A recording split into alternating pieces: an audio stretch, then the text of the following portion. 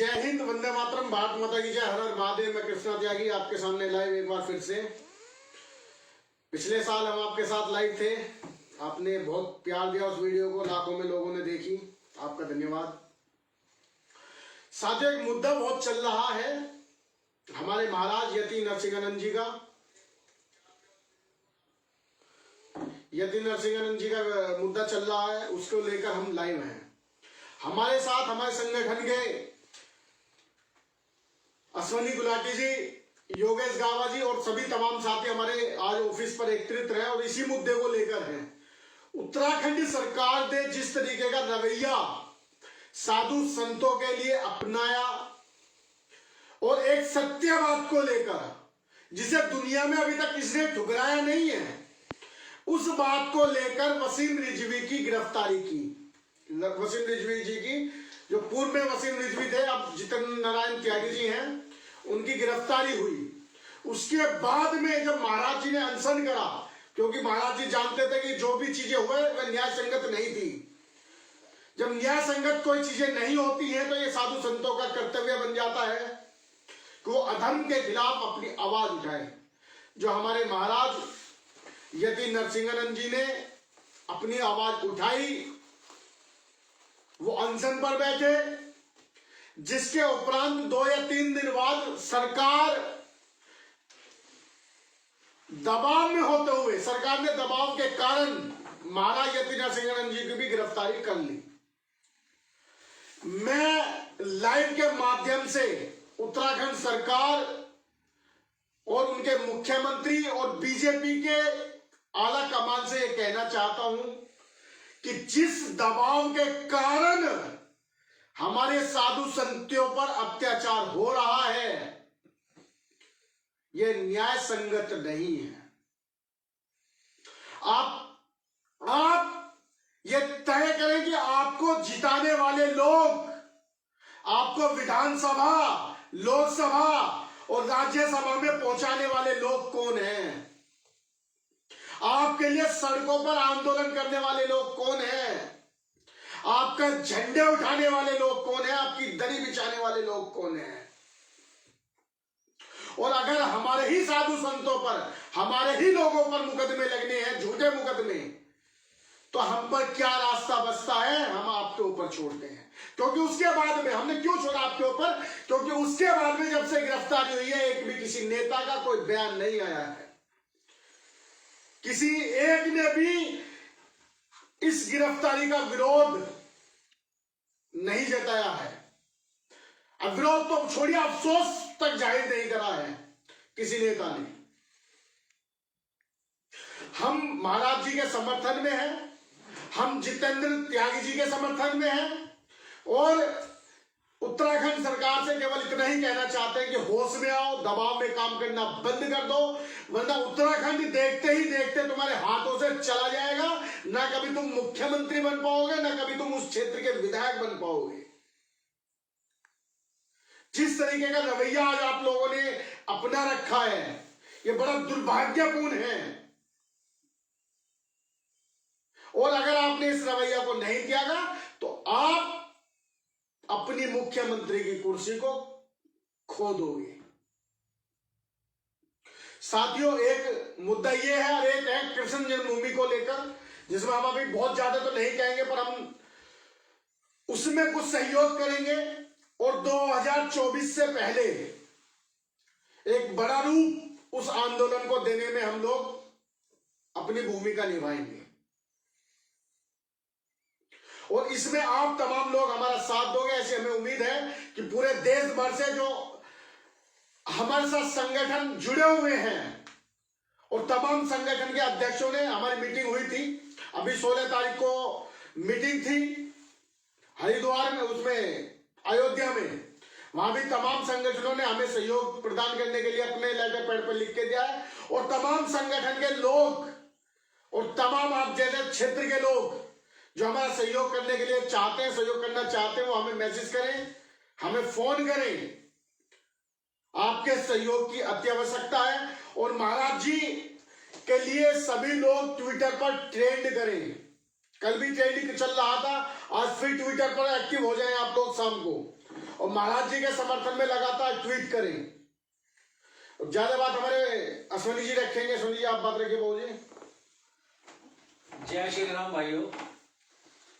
आज हमारे नवयुवा शक्ति संगठन के राष्ट्रीय अध्यक्ष कृष्णा त्यागी जी ने आपके सामने जो भी बातें रखी हैं, कि आज हमारे देश के हर हिंदू को ये बात समझनी पड़ेगी कि जो योद्धा यति नरसिंहानंद गिरी जी और जैसे जितेंद्र त्यागी जी, जो अपने धर्म का त्याग करके, अपने धर्म के बारे में बहुत कुछ जानकर, उसके बाद उन्होंने उन बातों को रखा, अपनी जान को, मतलब कि मैं ये कहना चाहूंगा कि ये तो जितेंद्र जी की बहुत महानता है कि जिन्होंने अपने मजहब को पूरी तरह से पढ़कर, जब उसके अंदर उनको कोई गलतियां लगी तो उन्होंने सबसे पहले लोगों को उनके बारे में बताना जब शुरू किया, तो उसके लिए वो सुप्रीम कोर्ट तक गए और उन्होंने उन बातों को रखा जो कमियां थी।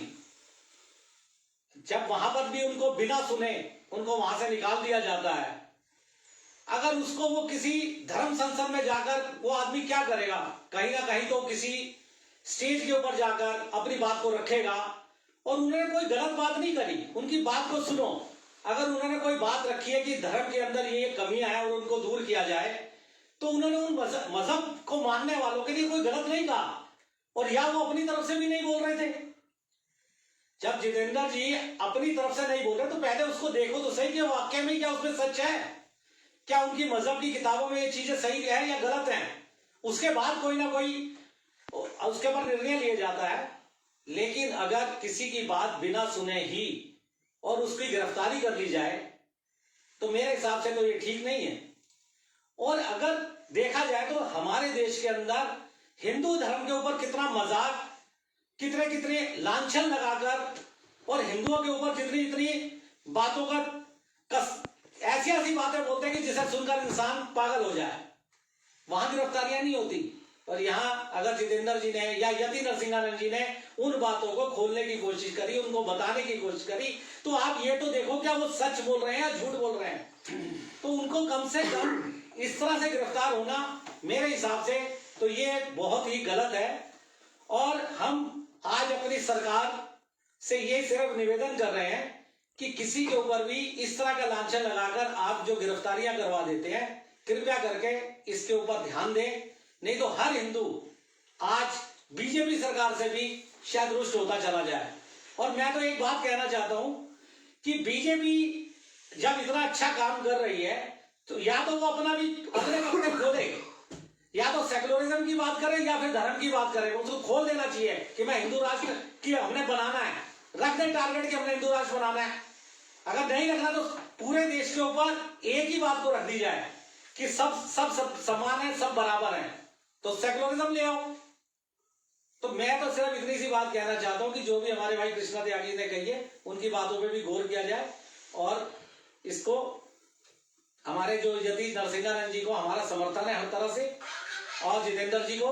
और अगर उसी को लेकर इसी प्रकार की अगर बातें चलती रही तो हम तो अगली कृष्ण जन्मभूमि के ऊपर भी पूर्ण रूप से तैयारी कर और कृष्ण जन्मभूमि के ऊपर भी पूरा अपना योगदान देंगे, अपने संगठन की तरफ से भी, अपनी तरफ से तन मन और धन वहां भी लगाएंगे और खुलकर करेंगे और हिंदुत्व का और हिंदू राष्ट्र को जिंदा करेंगे।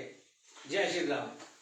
अभी मैं YouTube पर मेरे कुछ लोगों ने मुझे WhatsApp पर भेजा था, ये छोटे छोटे यूट्यूबर, छोटे छोटे पत्रकार जो हमारे पीछे गिद्ध की तरह लगे हुए हैं, वो यति जी को कह रहे हैं या वो धर्म संसद को कह रहे हैं कि वो किसी विशेष समुदाय को लेकर ऐसी बातें कही गई जो सभी, जबकि वहां हर व्यक्ति ने संसद में बैठे हर व्यक्ति ने कहा था कि वहां सभी को लेकर कोई बात नहीं करी गई, किसी भी समुदाय को लेकर कोई बात नहीं करी गई। वहां बात करी गई तो वहां ऐसे व्यक्तियों को लेकर बात करी गई जिनसे बचाव की हिंदू समाज को जरूरत है, इस देश को जरूरत है, आप लोगों को जरूरत है। और ऐसे कौन लोग हैं, जरा एक बार वीडियो को सामने लाइए। इनकी वीडियो जो चल रही है ये मुझे पहुंचाइए किसी ने, ये दिखाओ।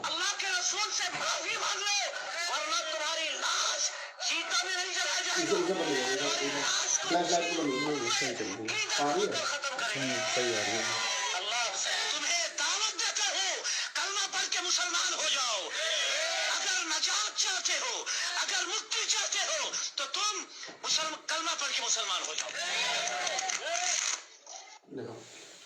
ये ऐसे जो मुसलमान हैं, ऐसे जो मुस्लिम हैं, जो कह रहे हैं कि हमें कलमा पढ़ाएंगे वरना हमें पूरी जमीन नहीं मिलेगी, हमें कहीं जगह नहीं मिलेगी, हम तो उन लोगों के खिलाफ हैं। और केवल वहां धर्म संसद की बात नहीं है, ये पूरे हिंदुस्तान की बात है कि आज ऐसे लोगों के खिलाफ अगर हमें खड़ा होना पड़ा तो हम 100 दफा होंगे, मरेंगे, उठेंगे, फिर लड़ेंगे, फिर मरेंगे, फिर उठेंगे, फिर लड़ेंगे, हार नहीं मानेंगे। और अगर इनसे रक्षा करते हुए और इनसे रक्षा करने की बात को लेकर हम पर मुकदमे होते हैं तो हम न्यायालय से भी कहना चाहते हैं, बुद्धिजीवियों से भी कहना चाहते हैं कि अपने दिमाग को थोड़ा खोलो, सोचो, समझो। ये केवल यति महाराज जी की बात नहीं है, ये केवल वसीम रिजवी या जितेंद्र नारायण जी की बात नहीं है, ये केवल कृष्णा त्यागी की बात नहीं है, ये बात है न्याय संगत की। अगर कोई व्यक्ति, कोई लोग या कोई समुदाय किसी को मारने के लिए कहता है, किसी को जबरदस्ती कलमा पढ़ाने के लिए कहता है तो कोई बर्दाश्त नहीं किया जाएगा और नहीं होना भी चाहिए। अब आपके ऊपर है कि आप इस चीज को शेयर करोगे, कैसे करोगे। आप इस चीज को पहुंचाइए लोगों तक कि पूरे देश भर में, अगर देश भर में से अगर एक आवाज उठकर या केवल यति महाराज जी कह दें तो पूरे देश भर में से कितने लाखों लोग हरिद्वार में एकत्रित हो जाएंगे, ये इनके सोच से भी परे है। जो समाज अपने साधु संतों का साथ नहीं दे सकते, क्योंकि जब हम फिरते थे गली गली तो सब लोग कहते हैं कि साधु संत खाने के लिए बने हैं, लड़ने के लिए नहीं बने। जब कुछ होता है बोलते तो है ही नहीं, पर आज अगर कुछ साधु संत बोल रहे हैं, लड़ रहे हैं, कह रहे हैं, तुम्हें समझा रहे हैं, तो आज तुम लोगों का भी कर्तव्य बनता है कि उनकी बात को सुनो, समझो, जानो, परखो और उनका साथ दो। हमारे साथ हमारे योगेश गावा जी भी हैं, वो भी कुछ बात रखेंगे अपनी। योगेश जी। जय श्री राम। मैं अपने संगठन की तरफ से यही सिर्फ एक अनुरोध करूंगा भारत सरकार से कि भारत के शास्त्रों के अनुसार, भारत के किसी भी शास्त्र में, चाहे महाभारत हो चाहे गीता हो, उनके अंदर कहीं भी कोई वर्णन मुसलमानों का नहीं है। यानी कि यह हमारे भारत के नागरिक नहीं है। तब इनकी मस्जिदों का हमारे धार्मिक स्थलों पर क्या होने का क्या मतलब है। आप ये देखिए कि हमारे जो धार्मिक स्थल है, मथुरा है और भी कई जगह है, वहां पर इस तरह के हैं सब। तो ये सब हमने अपना मुक्ति करानी है और खाली करानी है। बस इतनी सी बात कही। जय श्री राम। साथियों, अभी हम मुख्यमंत्री योगी आदित्यनाथ जी, जो हिंदुओं के संरक्षक भी माने जाते हैं, परम पूज्य योगी आदित्यनाथ जी, उनको भी पत्र लिखेंगे। यति महाराज जी को साथ जो दुर्गति हुई है उसको लेकर मुख्यमंत्री जी के नाम, योगी आदित्यनाथ जी के नाम एक पत्र लिखेंगे। उन्हें इस चीजों को अगर ज्ञात नहीं है तो हम उन्हें बताएंगे और हम निवेदन करेंगे इस वीडियो के माध्यम से उनसे कि इस मामले में अपना कोई पक्ष रखें और अपनी बातों को उत्तराखंड के जो मुख्यमंत्री हैं धामा जी, उन तक पहुंचाएं। उनसे कहें कि न्याय संगत न्याय करें, अधर्म के खिलाफ खड़े हो, उनका साथ ना दें। अब हमारी कुछ बात अश्वनी जी रखने के लिए कह रहे हैं, रखेंगे बाबू जी।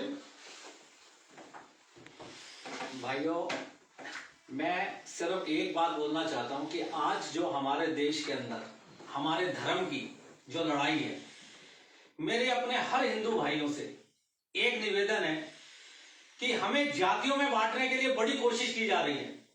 हर दल हमें जातियों में बांटने की कोशिश कर रहा है। मैं तो सिर्फ ये कहता हूं कि अपने धर्म और देश के लिए हमें जातियों में नहीं बंटना है। जब भी हम अपने घर से निकले, अपनी जाति को अपने घर में छोड़ के निकलें और उन लोगों के साथ खड़े हों जो हमारे धर्म और हमारे राष्ट्र के लिए काम करते हैं, और वो हमें पहचानना होगा। मैं सिर्फ एक बात कहना चाहता हूं कि तमाम तमन्नाओं को त्याग दो, तमाम तमन्ना को त्याग दो, पहले अपने राष्ट्र की ओर ध्यान दो। कहीं तुम्हारी झूठी विलासता में देश चला ना जाए फिर किसी की दास्ता में। इसलिए ठंडे पड़े लहू को आग दो, कहीं तुम्हारी झूठी विलासता के अंदर चला ना जाए देश फिर किसी की दास्तां में, इसलिए ठंडे पड़ रहे लहू को आवाज दो, जिससे जगे नई चेतना, नई पीढ़ी को, जो मिटा दे हमारे देश में इस बुराई की बढ़ती हुई सीढ़ी को। बस इतना ही कहना चाहूंगा कि सब जातियों को छोड़कर और हमारे देश की और अपने राष्ट्र की तरफ, अपने हिंदू धर्म की तरफ ध्यान दें, और हिंदू धर्म को उठाने के लिए जातियों में बिल्कुल ना बटे। हर इंसान, हर हिंदू भाई हमारा भाई है, उसको एकत्रित होकर चले, तभी हम इस राष्ट्र को बना सकते हैं, तभी ये हिंदू राष्ट्र बनेगा। जय श्री राम भैया।